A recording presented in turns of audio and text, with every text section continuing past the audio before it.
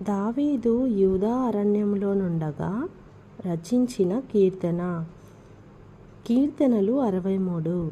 దేవా, నా దేవుడవు నీవే, వేకువనే నిన్ను వెదకుదును. నీ బలమును నీ ప్రభావమును చూడవలనని పరిశుద్ధాలయమందు నేనెంతో ఆశతో నీ తట్టు కనిపెట్టి ఉన్నాను.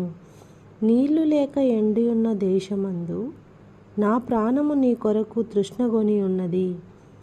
నీ మీది ఆశ చేత నిన్ను చూడవలనని నా శరీరము కృషించుచున్నది. నీ కృప జీవము కంటే ఉత్తమము. నా పెదవులు నిన్ను స్తుతించును.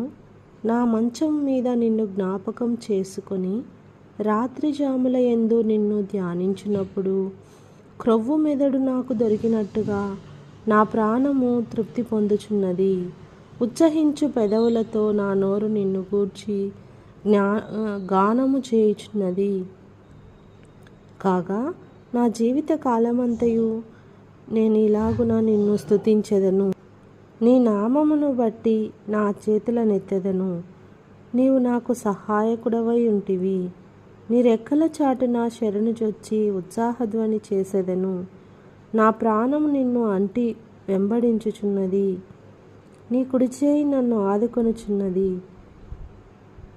నా ప్రాణమును నశింపచేయవలనని వారు దాన్ని వెదకుచున్నారు. వారు భూమి కింద చోట్లకు దిగిపోవుదురు. బలమైన ఖడ్గమునకు అప్పగించబడుదురు. నక్కల పాలవుదురు.